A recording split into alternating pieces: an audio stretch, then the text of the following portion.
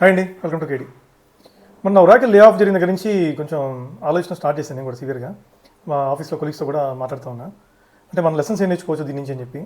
సడన్గా మన పరిస్థితి ఇంత దారుణంగా తయారైతే 6 గంటలకి అలారం పోయినట్టు మన మెయిల్ పంపిస్తే వాళ్ళు నీ అవసరం లేదు, ఇంకా ఈ రోజులో టెర్మినేట్ చేసాం, ఇంకా నువ్వు అవసరం లేదు, నీ సర్వీస్ అవసరం లేదన్నా అని పంపిస్తే మెయిల్ ఎట్లా రియాక్ట్ అవ్వాలి, ఫ్యామిలీ ఎలా రియాక్ట్ అవ్వాలి, అసలు ఒక ముందు అడుగు ఎట్లా వేయగలుగుతాం మనం. అప్పుడు ఎక్సర్సైజ్ చేయడం, జిమ్కి వెళ్ళడం, మళ్ళీ ఆఫీస్కి వెళ్ళడం, టైం స్పెండ్ చేయడం బ్యాక్ ఎన్ని బ్రేక్ అయిపోతాయి.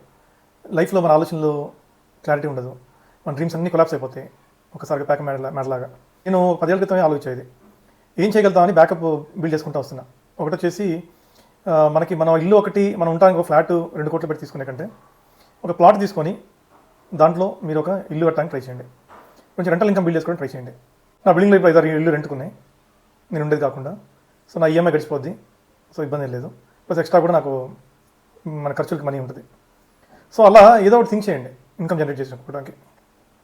లేకపోతే మీ హోమ్ టౌన్లో ఉన్న చిన్న ఏరియా తీసుకొని ఫార్మింగ్ ఏం చేసి మీకున్న తెలివితేటలతో యాప్ అని బిల్డ్ చేసి ప్రమోట్ చేయడం, లేకపోతే కంటెంట్ అన్న క్రియేట్ చేసి ఇవ్వటం. ఆన్లైన్ చాలా ప్లాట్ఫామ్స్ వచ్చినాయి ఇప్పుడు, ఎడ్యుటెక్ బాగా డెవలప్ అయింది. కంటెంట్ క్రియేట్ చేసి ఇవ్వటం, లేకపోతే చిన్న ఫ్రాంచైజీ అని పెట్టుకోవటం. ఒక ఫ్రాంచైజీ పెట్టుకుంటే మీకు 25-30 గ్యారంటీ వస్తుంది. ఫ్రాంచైజీ వాళ్ళ అడ్వాంటేజ్ ఏంటంటే ఆ కంపెనీ పెద్ద కంపెనీ ఉంటే ఆ రెప్యుటేషన్, ఆ ర్యాప్ ఆల్రెడీ ఉంటుంది, మీకు సక్సెస్ అవడానికి ఈజీ అవకాశం ఉంటుంది, లాస్ అయ్యి వాళ్ళ తీసే కంటే. అందుకని ఫ్రాంచైజీ అంటున్నాను ఇన్స్ ఆఫ్ ఓన్ స్టోర్.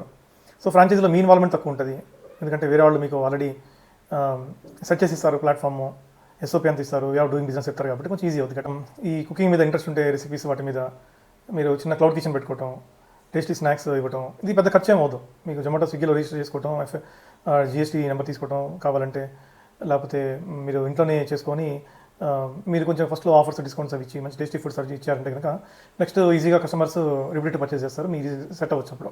అదొక ఆప్షన్. ప్లస్ ఇప్పుడు ఇంకో కాన్సెప్ట్ డెవలప్ అవుతుంది సిటీస్లో, అంటే కొంచెం ఊరి బయటికి చిన్న ల్యాండ్ అని తీసుకొని విల్లా టైప్ అని కట్టించి, ఒక లేకపోతే గెస్ట్ హౌస్లా కట్టించి రెంట్కి ఇవ్వటం, ఎయిర్బిఎన్బి వాటిలో పెట్టడం. సో ఏదో మీరంటే ఇప్పుడు జాబ్ పోయినాక మనం ఎన్ని ఆలోచించకంటే జాబ్ ఉన్నప్పుడే ఆలోచించడం మంచిది. నేను ఒక 10 years బ్యాక్ ఒక ఫ్రాంచైజీ పెట్టుకున్నాను, QSR quick service restaurant. So 10 years సక్సెస్ఫుల్గా మేనేజ్ చేసాము. మనకి జేబులోంచి డబ్బులు పెట్టకుండా ఎక్స్ట్రా దాని నుంచి వచ్చేట్టు ఏర్పాటు చేసుకున్నాము. సో కొంచెం హెల్ప్ అయింది నాకు ఈ బిల్డింగ్ కట్టడానికి. So multiple source of income అనేది ఇప్పుడు మనకు అవసరం అండి, అది గుర్తుపెట్టుకోవాలి. సో సడన్గా ఒక నిద్రలో లేచి ఒక రోజు ఏదో చేయాలనుకునే కంటే ఇప్పుడు బాగున్నప్పుడే చేయడం బెటర్. దీపం ఉండగా లీచ్ పెట్టుకోవాలంటారు కదా, అట్లా అంత బాగున్నప్పుడే మనం ప్లాన్ చేసుకొని ఏమైనా వర్కౌట్ చేసుకుంటే మేలు. ఇట్లా సడన్గా ఈ షాకులు భరించకంటే జీవితంలో ఈ కంపెనీలు వచ్చేవి, మనం ఓన్గా ఒక బ్యాకప్ ప్లాన్ క్రియేట్ చేస్తాం, ఇప్పుడు కూడా మంచిది. ప్లాన్ బి కూడా ఉండాలంటారు కదా, ప్లాన్ ఏనే కాదు ఇప్పుడు. సో దీని మీద ఒక ఫుల్ లెంత్ వీడియో చేస్తాను, మీరు తప్పకుండా చూస్తారు అని ఆశిస్తున్నాను. Thank you for watching my channel. Bye.